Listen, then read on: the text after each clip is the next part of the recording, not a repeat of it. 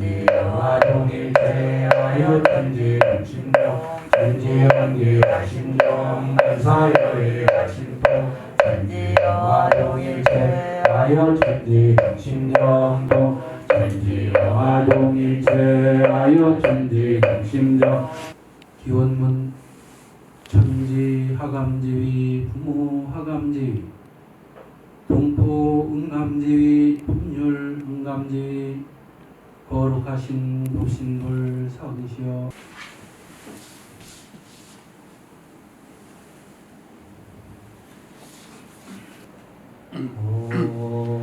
거룩하신 법신불 사은이시여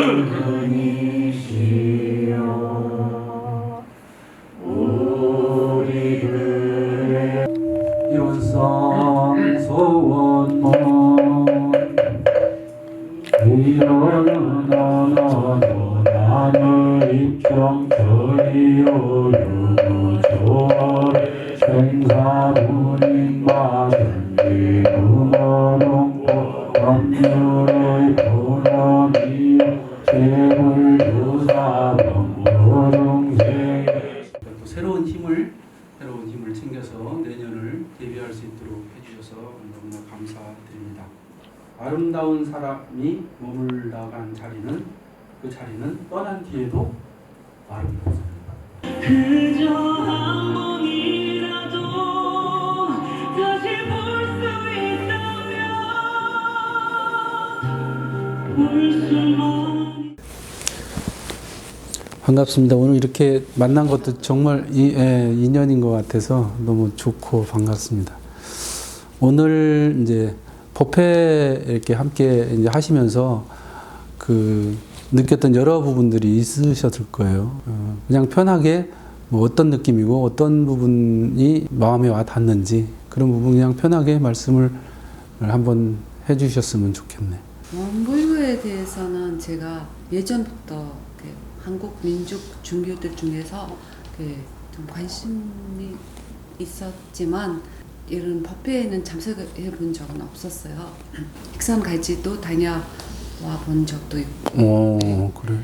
근데 오늘 느껴지는 게 아까 교무님 말씀대로 즐겁게 살아야 된다는 거, 그리고 종교라고 하면은 지금 우리 흔하게 알고 있는 불교처럼 이렇게 거기에만 집중해서 사는 게 아니라 생활 속에서도 그런 불교의 원래 기분을 지키면서 즐겁게 살아야 된다는 거를 알게 됐어요.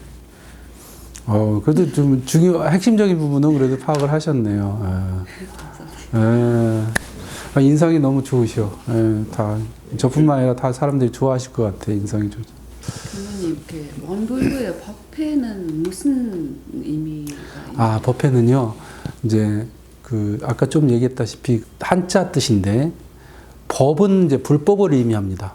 불법, 부처님 법, 부처님 법을 함께하는 모임, 회, 모일 회자예요. 이제 부처님 법을 함께하는 모임이나 의식.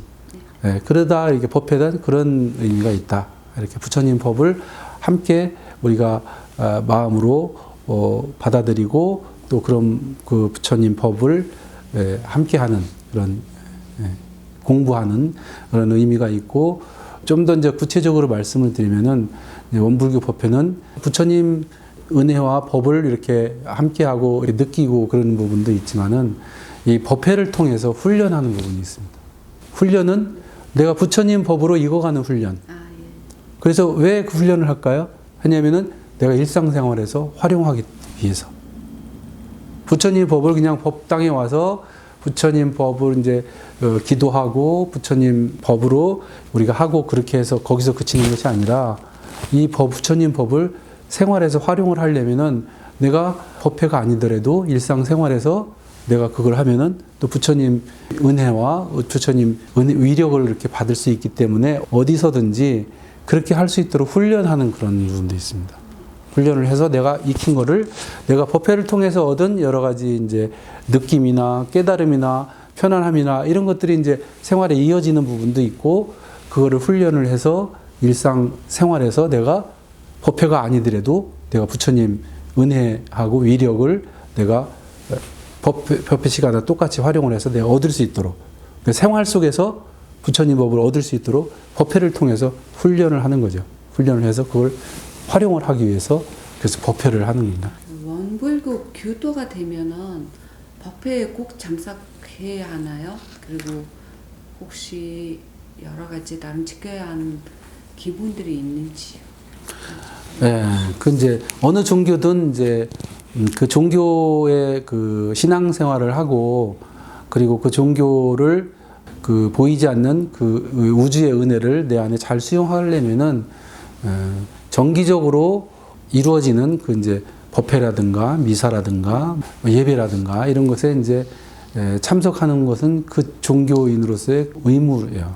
근데 이제 그 의무를 그걸 꼭 이제 그때그때 다 이렇게 100% 만족을 해야 하는 것이 이제 의무가 아니라 그렇게 그런 마음을 가지고 신앙생활을 하고 그런 마음을 가지고 우리가 이제 원불교에서는 이제 마음을 잘 닦으라는 그런 의미입니다. 그러니까 이제 부득이해서 내가 해외 출장을 가서 법회에 출석을 못 한다. 그럴 때 자기 나름대로 아까 말씀드렸죠. 법회에서 한 훈련한 부분이 있잖아요. 그죠?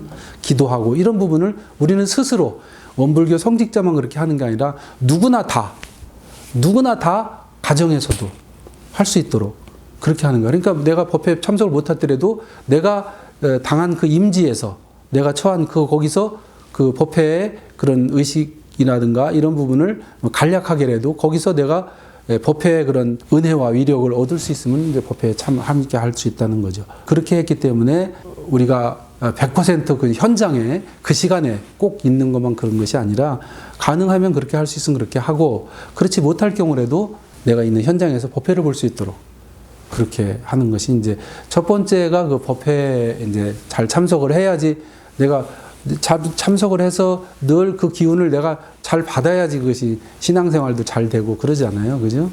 그렇게 해서 법회를 잘 출석하는 그 의미가 하나 있고 두 번째는 뭐냐면은 이제 그런 것들을 일상생활에서 활용을 할 수 있는 건데 그 가장 활용하는 이제 중요한 조건이 아침 저녁으로 부처님 전에 기도 올리는 거예요.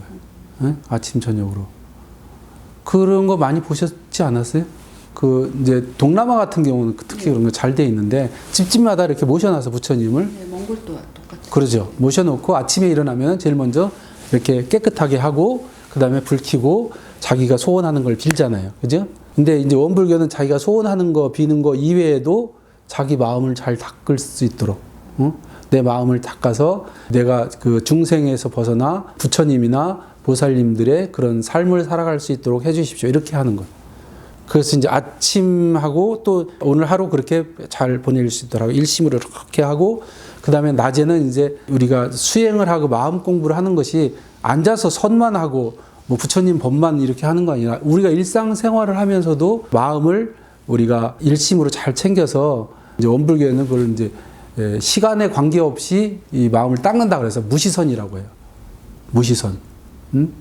무시선으로라고 해서 그 일에 우리가 마음을 다른 생각 안 하고 그 일에 일심으로 잘 불공을 잘 해서 그 일의 효과가 잘 나타날 수 있도록 그걸 갖다 이제 우리는 아까 불공이라고 얘기했잖아요. 그래서 이제 불공을 잘 하는 것이 그것이 이제 낮에 그렇게 하는 것이고 중간중간에 이제 부처님 이제 시간이 노는 시간이나 짜투리 시간이 있고 그러면은 그렇게 이제 일을 잘 하면서도 또 시간들이 여유 시간들이 있어요. 그럴 때는 부처님의 지혜를 내가 배우고 그리고 부처님 마음을 아까 이제 잠깐 이제 명상이라든가 선이라든가 이런 걸 통해서 우리 가지고 있는 부처님의 마음을 회복을 하고 그렇게 해서 그렇게 보내고 하루를 그렇게 보내고 저녁 때는 또 반드시 또 오늘 하루 부처님 은혜로 은혜롭게 잘 보낼 수 있어서 감사합니다. 좀 괴로운 일이 있었더라도 괴로운 일이 있었더라도 부처님 은혜로 오늘 하루 잘 보내서 감사합니다. 그렇게 기도하고 오늘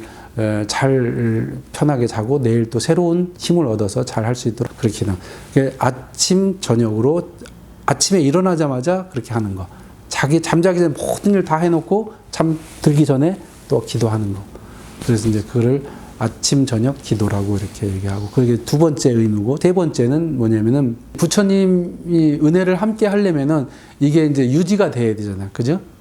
이런 공간이 뭐 절일 수도 있고 교회일 수도 있고 원불교는 이제 교당이라고 하는데 이 교당 공간이 유지가 돼야 되니까 그 유지가 되기 위해서 나름대로 자기 의무가 있어요. 자기 형편에 맞게. 네? 그걸 이제 보은 성금이라 보은 성금, 은혜에 보은한다. 내가 부처님 법을 얻고 부처님 은혜를 받았으면은 그리고 그냥 계속 받기만 하면은 나한테 그것이 도움이 별로 안 되거든. 그러니까 그렇게 하니까 내가 조금이라도 보온을 하려고 불전에 헌금을 올리는 거야. 자기 형편에 맞게. 그걸 어떤 뭐 정해진 것이 아니라 어떤 사람은 이제 부자인데도 이제 조금씩 내는 사람이 있고 어떤 사람은 이제 그 가난하게 하면서도 아, 내가 부처님 법을 위해서는 내가 많이 해서 내 복을 잘 쌓아야겠다. 그렇게 해서 이제 많이 하는 분들도 있고. 그거는 각자가 알아서 하는 거예요. 그렇게 해서 이제 세 번째가 보온 헌금, 불전에 올리는 보온 헌금이고 네 번째는 이제 자기가 마음 공부를 잘해서 아까 여유롭고 즐겁고 밝고 이렇게 내 생활이 너무 즐겁고 너무 좋아. 그러면 이제 그 자기 혼자만 즐기는 게 아니라 다른 사람들도 부처님 은혜로 여유롭고 즐겁고 삶을 살아갈 수 있도록 우리가 잘 인도하는 거예요. 사람이 종교를 갖는다는 건 참 어렵고도 어려운 부분이에요.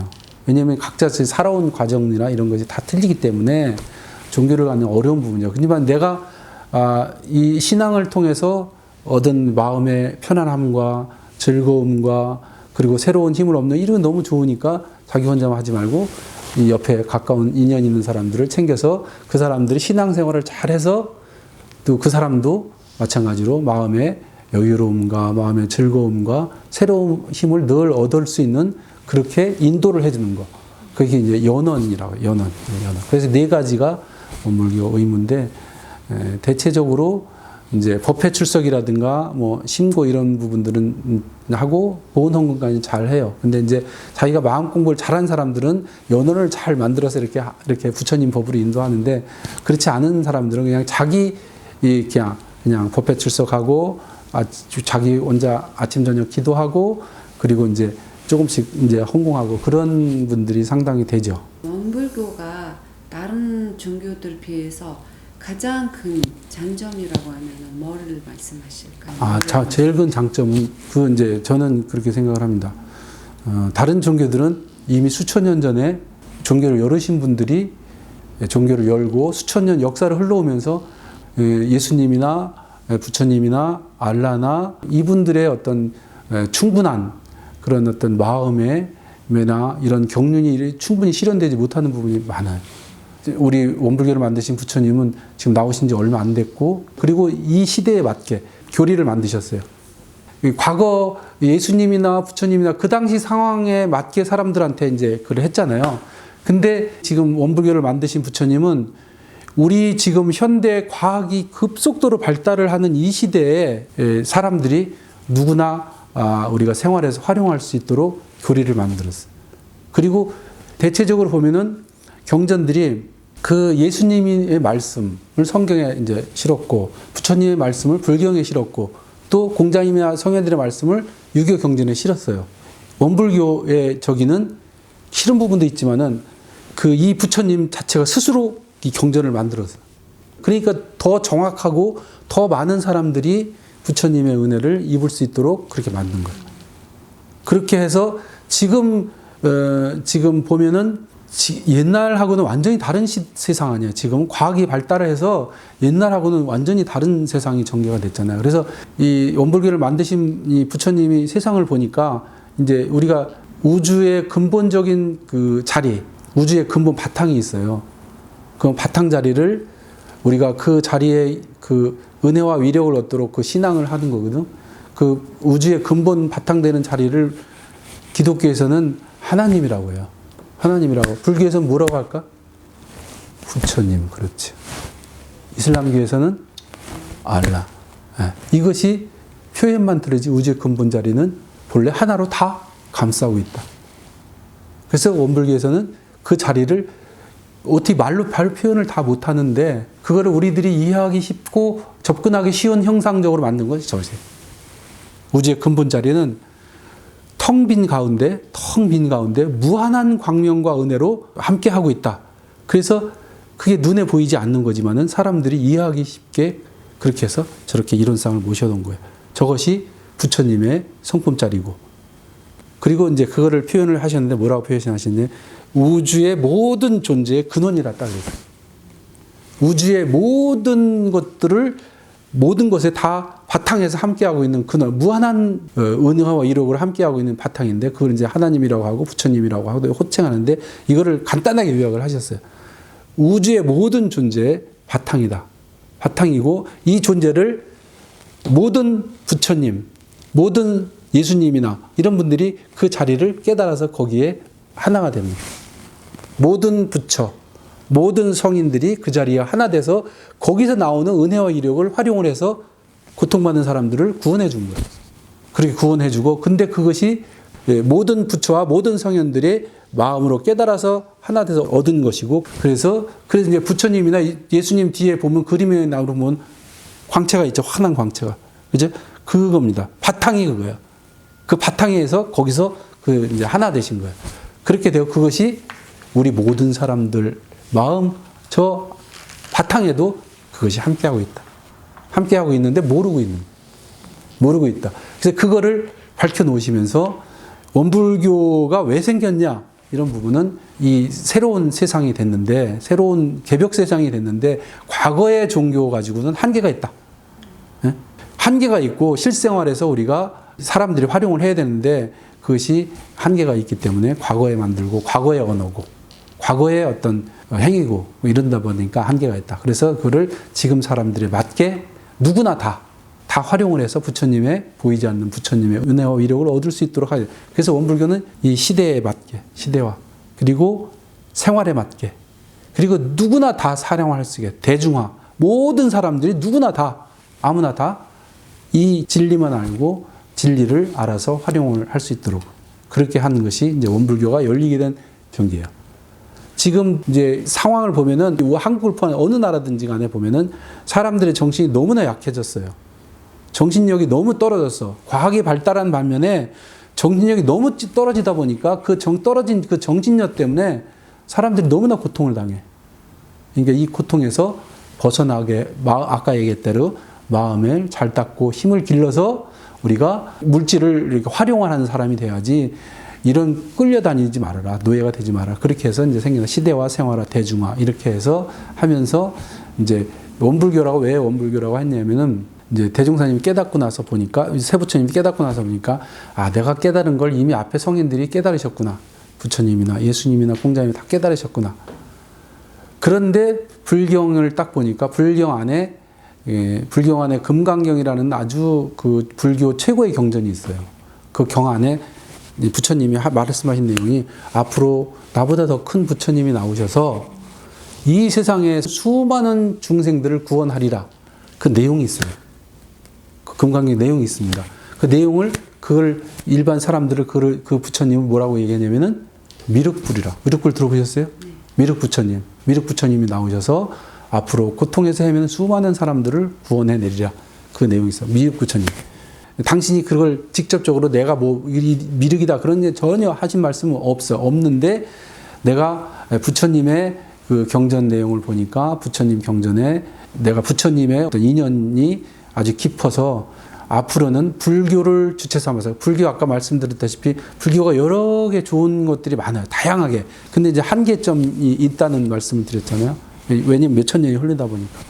불교를 주체 삼아서 인류를 구원하는 완전 무교를 종교를 만들리라 이렇게 하면서 이제 원불교를 만드시고 원불교의 교리는 모든 종교가 서로 대립하고 서로 거리 두고 이러는 것이 아니라 모든 종교가 우리가 하나의 한 가족임을 알아서 우리가 함께 힘을 합쳐서 이 낙원 세상을 이 세상에 건설하자 이렇게 나온 것이 이제 원불교. 오늘 원불교 법회에 참석하면서 그 원불교라는 종교가 사람들 생활 속에서도 지킬 수 있는 그런 훈련을 시켜주는 종교라는 것을 알게 됐고 그리고 여러 가지 그 한국의 민족 종교로서 그리고 현대화를 여러 종교 문화에 시켜준 종교로서 아주 좋은 종교라는 것을 알게 돼서 좋았습니다.